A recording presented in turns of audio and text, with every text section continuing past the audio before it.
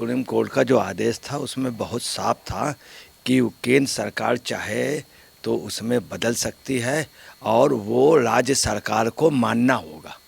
उससे supreme court ने साफ लिखा था। इन्होंने क्या किया, केजरीवाल का काम ही प्रोपेगेंडा मिनिस्टर, और इन्होंने क्या किया कि जैसे शीला दीक्षित थी तो बेचारी 16 लाख का रेनोवेशन, इतना बढ़िया शासन किया, मगर उनको प्रोपेगेंडा से इन्होंने हटा दिया और सबसे भ्रष्ट साबित कर दिया। जबकि ये भ्रष्ट है और इनके बाकायदे डॉक्यूमेंट्स हैं और बाकायदे एविडेंस मिले। ये सिर्फ प्रोपेगेंडा करना चाहते, उसमें बहुत साफ था केंद्र सरकार चाहे तो ऑर्डर बना सकती है, ऑर्डर के लिए स्पष्ट कहा, वो ऑर्डर बना सकती है, ऑर्डिनेंस कर सकती है और वो मानना होगा स्टेट सरकार। इन्होंने इस बात को नहीं किया, अभी भी इस बात को नहीं कह रहे और ये खाम खा को कर रहे हैं। दूसरी बात आपको बता रहे हैं, दिल्ली जो है नेशनल कैपिटल है, वो किसी की जागीर नहीं है, किसी के बाप की जागीर नहीं है। 4 बजे जाके ताला तुड़वा के सामान मंगा लेते हैं। उन अधिकारी को आप सस्पेंड कर रहे हैं, PCS IAS को आप सस्पेंड कर रहे हैं। आपके यहाँ के ऐसे मंत्री जो बगैर पढ़े लिखे हैं, गंवार हैं, वो पता चला IAS PCS के कितनी बड़ी वो। आप तो IAS हुए नहीं हैं ज़िंदगी में, अगर आप IAS होते तो जानते, आप कमिश्नर तो हुए नहीं हैं केजरीवाल, तो अगर ये कमिश्नर होते तो इनको ये रंग का मालूम होता। नमस्कार, मैं अंजलि मिश्रा, स्वागत है आपका हमारे चैनल में। आपको बता दें कि सुप्रीम कोर्ट के फैसले को केंद्र सरकार द्वारा ऑर्डिनेंस लाके पलट दिया गया है और ये फैसला अधिकारियों के ट्रांसफर पोस्टिंग से जुड़ा हुआ है, जिसमें अब दिल्ली के उपराज्यपाल विनय कुमार सक्सेना ही बॉस होंगे और दिल्ली के मुख्यमंत्री अरविंद केजरीवाल और उनकी पार्टी जो है इसे लेकर लगातार, अगर आप कहेंगे कि बयानबाजी करती हुई नजर आ रही है और केंद्र सरकार द्वारा लाए गए इस फैसले को गैर कानूनी, गैर संवैधानिक और तरह तरह की बातें इसे लेकर कह रही है। वहीं बीजेपी इस फैसले का स्वागत कर रही है और इस पूरे मामले पर चर्चा करने के लिए हमारे साथ मौजूद है वरिष्ठ पत्रकार अजय पत्रकार जी। सर, मैं आपका स्वागत करती हूँ हमारे चैनल में। तो सर, सबसे पहला जो सवाल है ये है कि सुप्रीम कोर्ट के फैसले को केंद्र सरकार ने पलट दिया है और ये जो है उन्होंने ऑर्डिनेंस यानी अध्यादेश लाकर पलटा है, क्या कहेंगे आप? देखिए, ऐसा है कि सुप्रीम कोर्ट का जो आदेश था उसमें बहुत साफ था कि केंद्र सरकार चाहे तो उसमें बदल सकती है और वो राज्य सरकार को मानना होगा।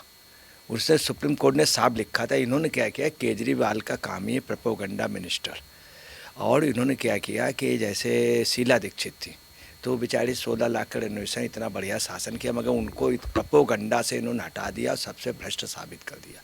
जबकि ये भ्रष्ट है और इनके बाकायदे डॉक्यूमेंट्स हैं और बाकायदे एविडेंस मिले। ये सिर्फ प्रोपेगेंडा करना चाहते, उसमें बहुत साफ था केंद्र सरकार चाहे तो ऑर्डर बना सकती है, ऑर्डर के लिए स्पष्ट कहा, वो ऑर्डर बना सकती है, ऑर्डिनेंस कर सकती है और वो मानना होगा स्टेट सरकार। इन्होंने इस बात को नहीं किया, अभी भी इस बात को नहीं कह रहे और ये खाम खा को कर रहे हैं। दूसरी बात आपको बता रहे हैं, दिल्ली जो है नेशनल कैपिटल है, वो किसी की जागीर नहीं है, किसी के बाप की जागीर नहीं है, नेशनल कैपिटल है। हम आपको क्लियर कर दें, जब आज से नहीं, आप टोटल इतिहास देख लीजिए, जब यहाँ मुस्लिम शासन था, शाहजहाँ था, उस समय भी वहीं पे जैन के मंदिर थे, जामा मस्जिद के जस्ट पास, और जैनों के लिए बाकायदे होता। उसके बाद जब शासन आए तो वहीं पे उनका गुरुद्वारा था, वहीं पे शीश महल गुरुद्वारा भी था और वहीं पे हिंदू मंदिर भी थे, जो उन्होंने बाकायदे गौरी शंकर मंदिर वगैरह मुस्लिम शासकों ने वो किया था, लाल किले उसके बीच में। तो दिल्ली को हमेशा नेशनल कैपिटल माना है। ये बात हम नहीं कह रहे, ये शाहजहाँ ने की थी और यही बात अकबर ने कही थी। अकबर ने अपनी राजधानी जा कर के आगरा शिफ्ट कर दी थी, तब भी कहा था नेशनल कैपिटल दिल्ली होगी, और अंग्रेज़ों ने भी यहाँ जब किया तो नेशनल कैपिटल कलकत्ता की। उसके बावजूद भी वो उसको मानते। जब देश आज़ाद हुआ तो नेशनल कैपिटल के लिए और भी जगह बात हो रही थी, परंतु जो उस समय के तत्कालीन जनसंघ के थे, उन्होंने वो श्यामा प्रसाद मुखर्जी, उन्होंने इस बात को एक्सेप्ट किया और गलती मानी कि मैंने दिल्ली की जगह जो दूसरी राजधानी के लिए कहा था, मैं उस शब्द वापस लेता हूँ। उन्होंने कहा, उसके बाद उन्होंने उस चीज़ को कभी रिपीट नहीं किया। तो दिल्ली नेशनल कैपिटल है, किसी के बाप की जागीर नहीं। ये बात हम नहीं कह रहे हैं, ये बात अकबर ने कहा था, आईने अकबरी में उल्लेख है कि किसी के बाप की जागीर नहीं। उसी का एक अंश ले करके एक शायर ने वो बना दी कि किसी के बाप का हिंदुस्तान है, तो वो तो एक अलग चीज़ है, मगर किसी के बाप की दिल्ली नहीं है। दूसरी आपको बता रहे हैं कि ऑलरेडी जो था कि ये जो था शेड्यूल कास्ट और शेड्यूल ट्राइब का एक एक्ट आया था सुप्रीम कोर्ट से, उसका उस समय जब सुप्रीम कोर्ट का आदेश आया तो केजरीवाल ने विरोध किया था, आप पार्टी ने शेड्यूल कास्ट शेड्यूल टाइप का विरोध किया था।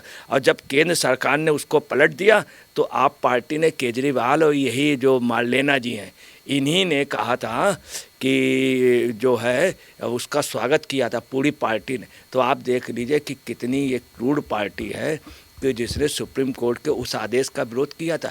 यहाँ पर ये पोजीशन है कि ऑर्डिनेंस का विरोध करना है। अब वहीं तो सर एक जो सवाल है वो ये है कि आम आदमी पार्टी इस पूरे फैसले को, जिस तरीके से सुप्रीम कोर्ट का फैसला भी पलटा गया है केंद्र सरकार द्वारा, इसे गैर संवैधानिक, गैर कानूनी और कह रही है कि इस तरीके से केजरीवाल से डर गए हैं मोदी जी, इस वजह से उन्हें जो है उनको पावर नहीं देना चाहते हैं। 6 महीने उनके हाथ में पावर नहीं आई, उन्हें छीन लिया है। तो आम आदमी पार्टी लगातार जो है इसे लेकर प्रधानमंत्री नरेंद्र मोदी पर निशाना साध रही है, कह रही है कि सुप्रीम कोर्ट की अवमानना है। तो ये जो फैसला लिया गया है किस आधार पर लिया गया है? क्योंकि पहले ही कहा गया था कि मॉडिफिकेशन किया जा सकता है केंद्र सरकार द्वारा, फिर भी इस तरीके से असंवैधानिक, गैर कानूनी कहने के पीछे का कारण क्या है? देखिए, हम आपको क्लियर कर दें, यही बात कलकत्ता में लागू होती, बंगाल में। कलकत्ता चूँकि राजधानी थी, तो जब देश आज़ाद हो गया उसके बावजूद भी उस सेमी राजधानी के रूप में आज भी वहाँ पे कुछ स्पेशल पावर है। बॉम्बे, चेन्नई वहाँ और चंडीगढ़। चंडीगढ़ जो है अपने आप में राज्य भी है, केंद्र शासित राज्य, और पंजाब और हरियाणा दोनों की वो वहाँ पे राजधानी है। तो आपको जो मेन बात हम बतला रहे थे वो ये बतला रहे थे कि उसके बावजूद भी नेशनल कैपिटल मानी गई, वहाँ पे भी ऑर्डिनेंस कई बार लाए गए, वहाँ की जनता ने वो किया, स्टेट ने भी वेलकम किया, कभी विरोध नहीं किया। दिल्ली में पहला नहीं, इसके पहले तमाम ऑर्डिनेंस लाए गए।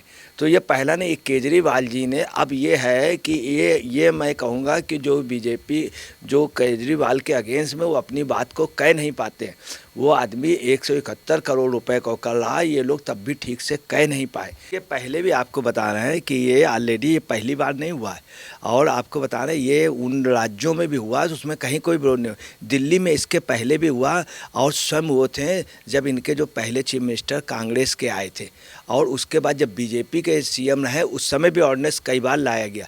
तो ये कोई बात नहीं। चंडीगढ़ दूसरी क्या है, कॉन्स्टिट्यूशन ऑफ इंडिया के में बहुत स्पष्ट है कि उसमें GNCTD एक्ट 49 के तहत दूसरी बार आर्टिकल 23(9) AA 3A और सब्जेक्ट टू द लिमिटेशंस में आर्टिकल 73 में बहुत साफ उल्लेख है। ये तो उल्लेख था। दूसरी बात है, जो सुप्रीम कोर्ट का अभी आदेश आया उसने भी इसको मेंशन कर दिया है, उसने ये भी कह दिया GNCTD एक्ट 49 को और आर्टिकल 223 AA 3A को, और उन्होंने सब बिल्कुल क्लियर कर दिया कि लिमिटेशन का। तीसरी बात है, सुप्रीम कोर्ट के आदेश में बहुत साफ स्पष्ट लिखा था कि ऑर्डर में स्पष्ट केंद्र कभी भी कानून बदल सकता है, दिल्ली सरकार और उनके मंत्रियों को केंद्र का निर्णय मानना होगा।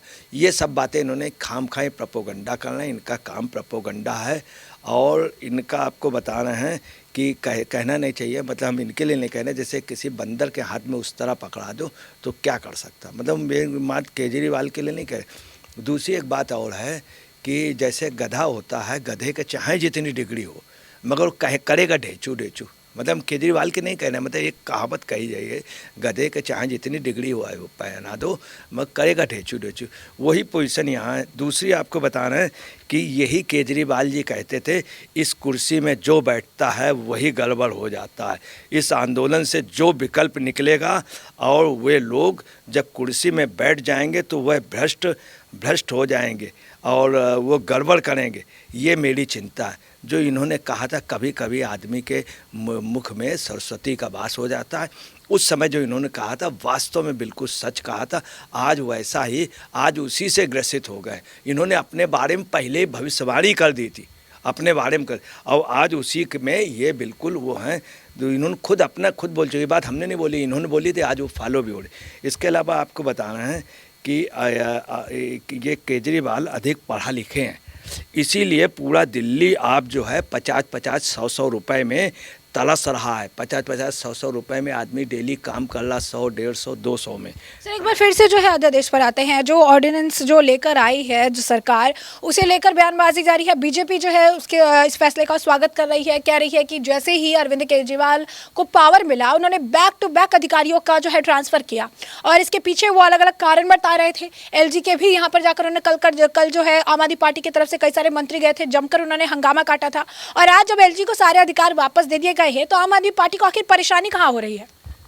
परेशानी इसलिए हो रही, मैं आपको बता दें, जैसे विजिलेंस का था, तो विजिलेंस की जो फाइलें थी, इनके ऊपर जो जांच हो रही थी, उसी फाइलों को आप साफ भगा रहे थे। 4 बजे जाके ताला तुड़वा के सामान मंगा लेते हैं।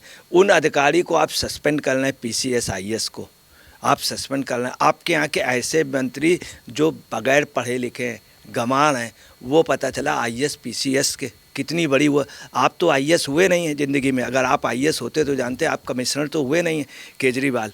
तो अगर ये कमिश्नर होते तो इनको ये रंग का मालूम होता। दूसरी बात ये है कि मेन चीज़ ये है कि ये अधिक पढ़े लिखे हैं और इन्होंने पढ़े लिखे की वजह से आज दिल्ली की क्या पोजीशन है, लोग तरस रहे हैं पैसे के लिए। इन्होंने 171 करोड़ का घपला कर लिया, बगैर पढ़े लिखे लोग सब्जी नहीं पा रहे। तो जैसा कि आपने अजय पत्रकार जी को सुना, उन्होंने बताया कि जिस तरीके से ये ऑर्डिनेंस लाया गया है, अध्यादेश लाया गया है, जिसे गैर संवैधानिक गैर कानूनी बता रहे हैं, एक्चुअली वो गैर कानूनी तो है ही नहीं। क्योंकि सुप्रीम कोर्ट ने जब फैसला सुनाया था तब भी उन्होंने एक आर्टिकल का हवाला दिया था और कहा था कि मॉडिफिकेशन केंद्र सरकार एनी टाइम कर सकती है। और सेम मॉडिफिकेशन जो है किया गया है, क्योंकि कई सारे अधिकार थे जिसे डिवाइड किया गया था केंद्र और राज्य सरकार के बीच में, और उसी में से जो है सिर्फ एक जो अधिकारियों की ट्रांसफर पोस्टिंग का मामला था, जिसे लेकर सरकार ने मॉडिफिकेशन किया है और मॉडिफाई करने के बाद इसे डिवाइड करके एलजी के हाथ में पावर सौंप दिया है। और इसके लिए चीफ मिनिस्टर, सेक्रेटरी और 3 लोगों का जो आप कह सकते हैं कि ग्रुप बनाया है, जो कि इस पर फैसला लेगी और मेन जो फैसला है वो एलजी के पास ट्रांसफर होगा, जिसके बाद एलजी उस पर मुहर लगा सकती है। तो ऐसे में आपने ये चर्चा पूरी सुनी है और इस पर आपकी भी जो राय हो कमेंट सेक्शन में कमेंट करके जरूर साझा करिएगा। धन्यवाद।